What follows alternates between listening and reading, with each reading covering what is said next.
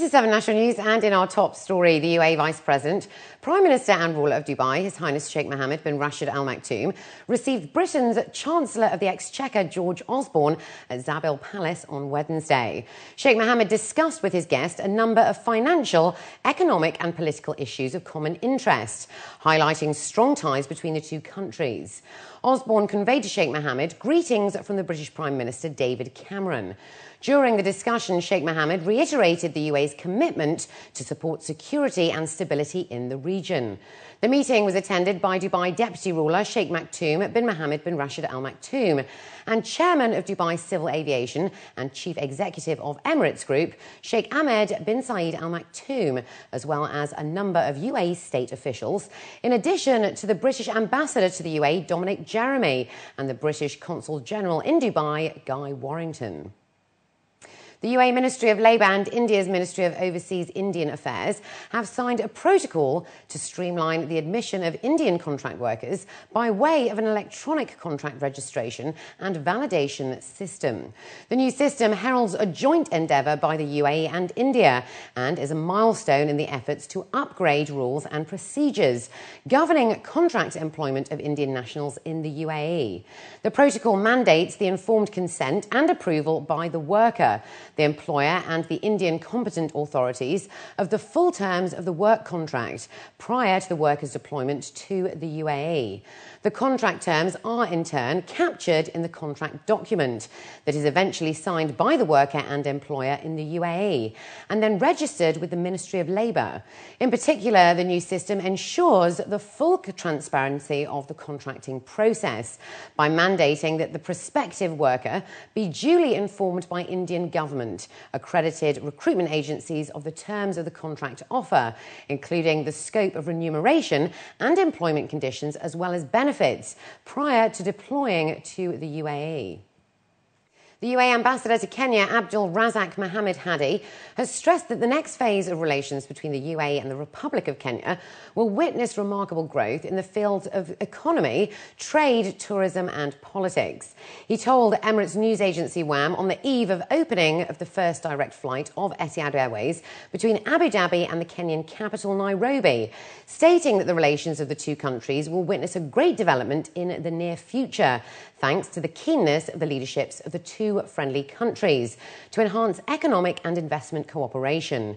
Ambassador Hadi also explained that the new air route is in line with the development of bilateral relations and joint investments and serves the interests of both peoples. For his part, Mohammed Abdi Gello, Kenya's ambassador to the UAE, welcomed the opening of Etihad Airways' first flight to Kenya, pointing out that it will promote tourism and trade between the two countries. With the establishment of several Dubai Health Authority intensive care units in various hospitals across Dubai, the mortality rate in the Emirates has been reduced from 60% to 35%. Under the patronage and in the presence of His Highness Sheikh Hamdan bin Rashid Al Maktoum, the Deputy Ruler of Dubai, UAE Minister of Finance, President of Dubai Health Authority and the patron of the Sheikh Hamdan bin Rashid Al Maktoum Award for Medical Sciences, the 8th Emirates Critical Care Conference was inaugurated today by His Excellency Qadi Saeed Al Marushid, the Director General of the DHA. The conference is set to discuss 100 scientific papers through 25 sessions, covering topics including anaesthesia, sepsis and managing emergency cases in intensive care units across all medical specialities. Reason why we are doing a World Sepsis Day is the fact that sepsis is a major killer and people do not know much about sepsis. It costs more lives than lung cancer or breast cancer or colon cancer, but people do not know enough about it. And if we learn to recognize sepsis early and treat it early, we can reduce the mortality rate, which at this time is between 40 and 60%, down to 20-25%. And that's why we are so active and trying to get as many countries and hospitals behind the targets for the World Sepsis Day. Running on the sidelines of the conference, several important meetings will be held, including those with International Pan-Arab Critical Care Medicine Society, the Global Sepsis Alliance, among other national and international societies. Dr. Hussein Nasser Al-Rama, the president of the conference, stressed that collaboration is necessary to facilitate growth and strengthen cooperation frameworks with the Asian and African intensive care societies. There will be, in conjunction with these different conferences, certain meetings between leader international alliances and societies, along with the regional societies, in order to increase our collaboration. The wedding industry in the UAE and the region, according to experts, is growing from strength to strength. This is reflected in the 10% rise of participants at the 15th Bride Show. Organisers say this year's event offers a host of unique products that brides-to-be have on their checklist.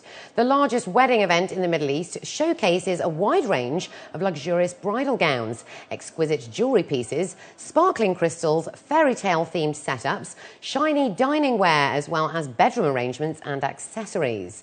Fashion shows by famous designers from across the region will also highlight this year's trend, following the footsteps of royalty and tradition. I think it's more of an elegant look with very, the Kate Middleton kind of look with lace and vintage dresses, very elegant. Abayas and the henna dresses, which are traditionally called the jalabiyas. And it's very interesting this year because we've had a lot of regional participation in Dubai, which is unlike the previous years where it was just international. So we're very pleased about that as well. So the trend is now really moving to tradition and elegance. The average expense for a wedding stands at around 300,000 dirhams, according to show organisers. With Dubai gaining a 17% year-on-year growth as the preferred spa destination in the region, special spa treatments for brides and their entourage are rising in demand. We have realized there's a huge potential that the shy brides of today, of the yesteryears actually, have turned out to be the trendsetters and fashion statement makers through the most important day of their life, and that's the wedding day. So we decided to come up and launch our brand as one of those brands that would support these trendsetters on their most important day. And we've come up with lovely packages. They are like silver, gold and diamond packages, which range very, very reasonably from maybe around 4,000 dirhams to about 7,000 dirhams. And that's something that is a treat walk, as we call, for all these brides. And finally this evening, the Grazia Style Awards, now in its 6th year, is an event not to be missed, as it's considered to be one of the most stylish events on the calendar. Hosting the shortlisted nominees of 2012 from 16 different categories, the awards ceremony is renowned for celebrating the region's fashion industry by giving the public an opportunity to voice their opinions on their favourite, from best boutique, best department store, best shopping destination to their best shoe designer. Editors from publishing group ITP believe an event such as this highlights the region's talent and shines light on Middle Eastern style and trends, whether it be contemporary or vintage. We really do our best to nurture up-and-coming talent and local and regional designers. And this is obviously one way of rewarding them and recognising them. And I think they really appreciate it because obviously Grazia is an international title. I think it means a lot to them to be recognised at an event like tonight. The Grazia Style Awards were founded in 2006. I was the editor of Grazia at the time, so I know them really well. And the idea was to celebrate the fashion industry in the Middle East and in the hub of Dubai. Really to celebrate the unsung heroes, the retailers, the brands, the designers, the guys who are normally behind the scenes rather than the models and the stars and the faces that we're also familiar with. So it was really to recognise the industry and the great talent that we have in this region, because it's such a vibrant fashion industry here. There's so much energy that we really wanted to celebrate that and bring that to the fore. You're always going to have your old favourites, and I think that's testament to the strength of those brands. You know, you're going to have your favourites that are here year on year, and that's purely down to, how brilliant and how well respected they are. But there are some new favourites this year. I'm going to be really interested to see who takes away the prize.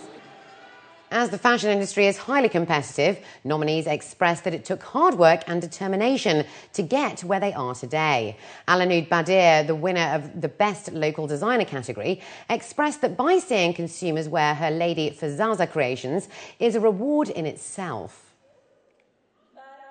It's very important to support local designers, especially upcoming local designers, because honestly it gives them a sort of confident boost, and I mean, nobody should be shut down. Everyone should be supported, and this is just beautiful from Grazia. So thank you. And up next, we'll have the day's business news. So stay with us.